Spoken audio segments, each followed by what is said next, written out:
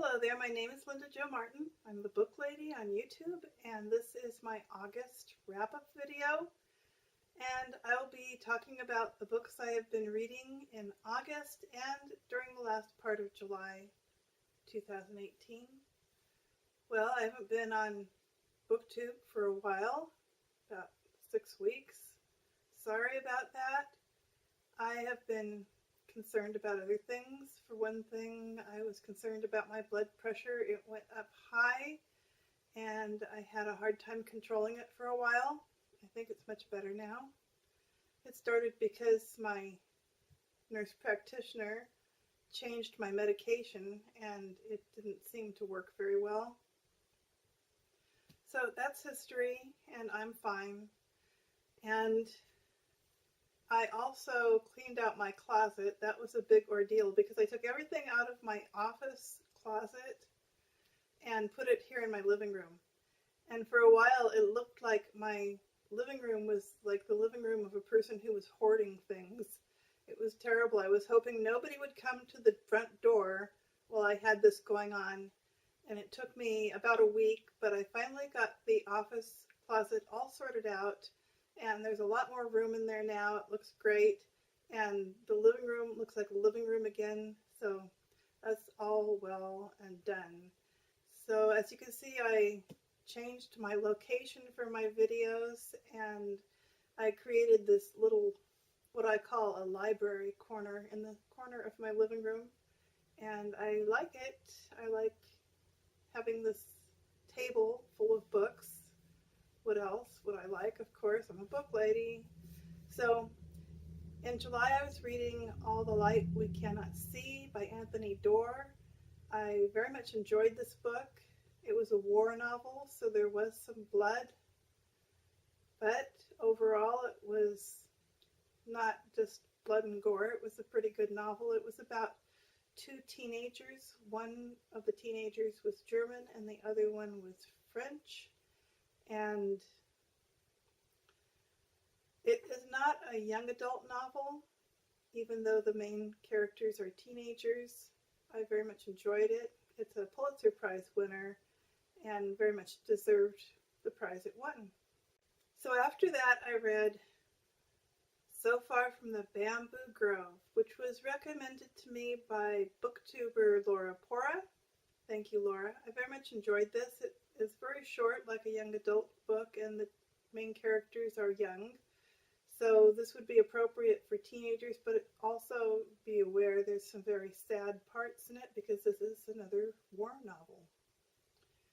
And it tells what happened during World War II to the people in Korea. So the next book I read after that was And Then There Were None by Agatha Christie.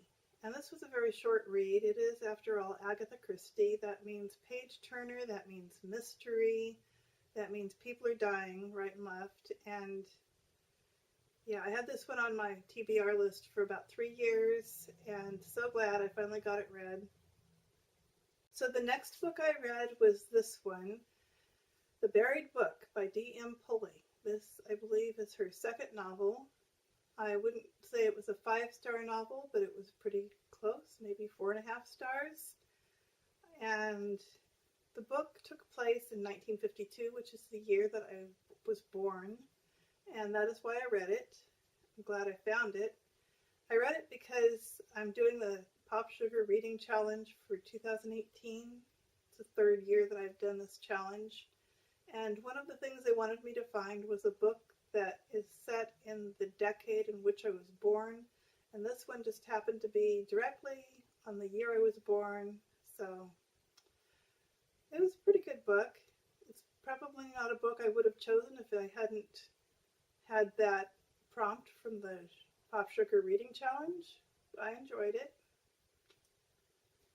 And then the last book I recently read, I just finished this one a few days ago, in fact. It's The Martian by Weir. A bit too technical for me, very sci-fi. I'm sure everyone knows about this book already, but I'll just go ahead and give you my opinion anyhow. Weir, amazing. He put this book on his blog, He was blogging this book chapter by chapter, and people liked it so much they asked him to make a Kindle book out of it, and he sold thousands of copies.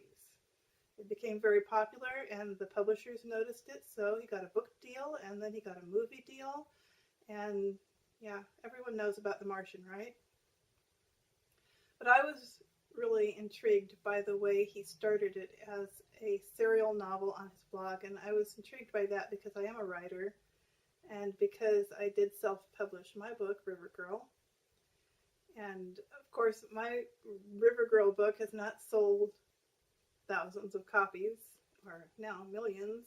This was a #1 New York Times bestseller, so great success. And well-deserved, because he had so much scientific knowledge and he did his best to be accurate in what he wrote, and it was phenomenal. Unfortunately, some of it went over my head and it got to be too suspenseful at times, and that bothered me. But, well, that's a good book. I'm sure we all know it, so I'll put it down now. And I will be back very soon with my September TBR list. I do have a video planned for that. I will talk to you in another video. Bye.